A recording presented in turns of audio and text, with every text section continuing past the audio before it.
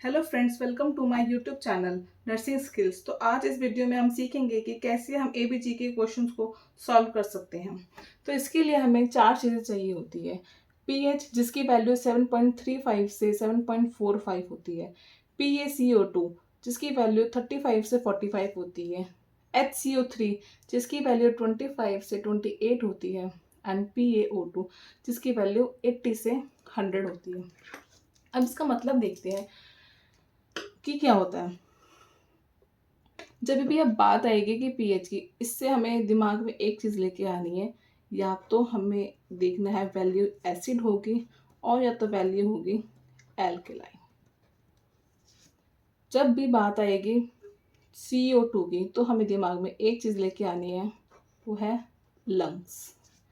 जब भी बात आएगी बाइकार्बोनेट की, तो हमें दिमाग में एक चीज़ लानी है, किडनी। और O2 की बात आएगी तो ऑक्सीजन, तो हमें सबको पता ही है। तो एबीजी एनालिसिस के लिए सिर्फ दो स्टेप्स होते हैं। पहला स्टेप होता है to identify if it is acidosis और एल्केलोसिस। जैसे कि मैंने आपको बताया कि पीएच, सबसे पहले हमें पीएच फाइंड आउट करना होता है। तो पीएच की रेंज हमें दे रखी है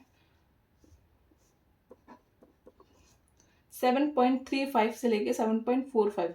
अगर वैल्यू 7.35 से लेस होगी तो वो इंडिकेट करेगा आपका एसिडोसिस,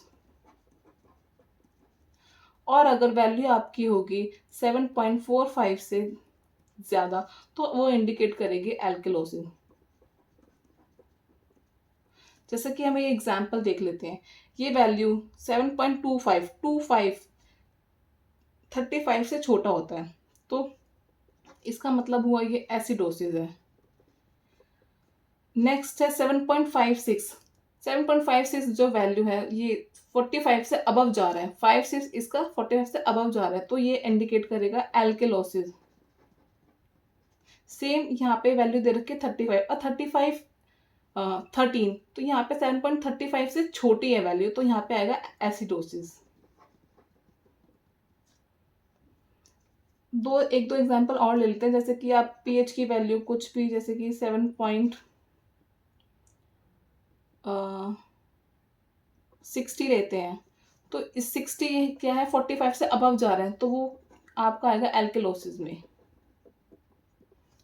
7.10 आपका जाएगा, इससे छोटा हो गया तो वो जाएगा एसिडोसिस में। तो हमें ये एसिडोसिस और एल्कलोसिस हमें सिर्फ और सिर्फ पीएच की रेंज से ही पता चल जाएगा। 35 से छोटा है, दैट इज आपकी वैल्यू एसिडोसिस को इंडिकेट कर रही है, एंड अगर 45 से अबव जा रहा है तो वो एल्कलाइन को इंडिकेट कर रही है। नेक्स्ट स्टेप में हमें देखना है to identify it is respiratory और मेटाबॉलिक। हमें इसमें दोनों चीज देखनी है। अब हमें, जब मैंने आपको बताया कि जब भी हमें PaCO2 मैंने आपको इसमें बताया CO2 से हमें लंग्स देखना है, अपने दिमाग में लंग्स को याद करना है।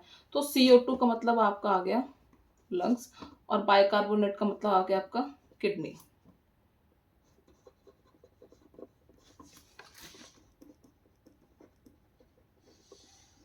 बस हमें यही दोनों चीजें याद रखनी है। अब मान लो ये क्वेश्चन है, इस क्वेश्चन को हमें कैसे कैसे ही सॉल्व करना है।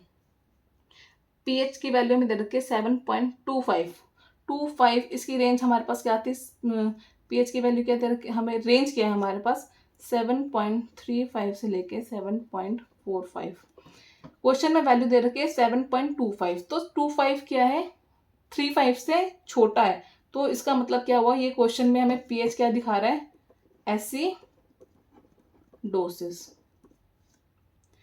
अब हमें देखना है या PaCO2 और HCO3, इन दोनों की वैल्यू देखनी है। PaCO2 की वैल्यू क्या थी, 35 से 45। क्या जो क्वेश्चन बोल रहा है इसमें 35 से 45 इसके बीच में इसकी वैल्यू है, तो नहीं, 45 से अबव जा रही है। तो हम, अगर 45 से अबव जा रही है, ठीक है। अब हमें देखना है बाइकार्बोनेट की वैल्यू। बाइकार्बोनेट की वैल्यू क्या है, 21 से 28। क्या बाइकार्बोनेट की वैल्यू इसके अंदर फिट हो रही है, इस विद इन रेंज है या नहीं है। तो बाइकार्बोनेट की value with in the range है, तो हमें इसमें कोई प्रॉब्लम नहीं है। प्रॉब्लम किस में है? PaCO2 में, क्योंकि क्या जा रहा है, वैल्यू जो है इसमें एबनॉर्मेलिटी दिखा रही है। तो मैंने आपको बोला कि हमें इसमें क्या देखना, CO2 से रिलेटेड हमें क्या देखना है, लंग्स। और लंग्स का मतलब क्या है? रेस्पिरेटरी। और किडनी का मतलब हुआ मेटाबॉलिक। तो इसका मतलब PaCO2 क्या शो कर रहा है? रेस्पिरेटरी। तो ये वैल्यू हो गई रेस्पिरेटरी। तो इस क्वेश्चन का आंसर क्या हो गया आपका? Respiratory acidosis.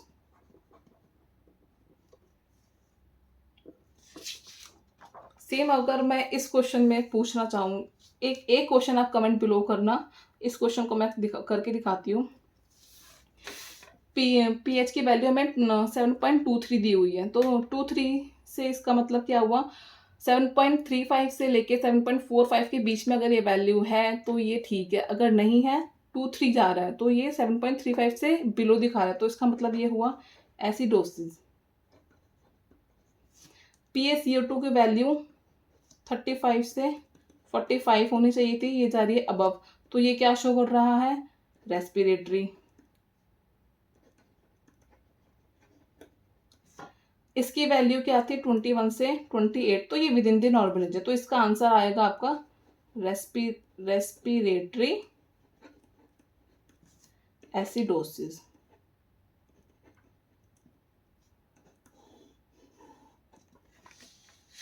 अब इसका आंसर आप कमेंट बिलो करके मुझे बताना। Thank you so much. अगर आपको मेरी वीडियो अच्छी लगी हो तो लाइक कमेंट एंड शेयर करें। Thank you so much.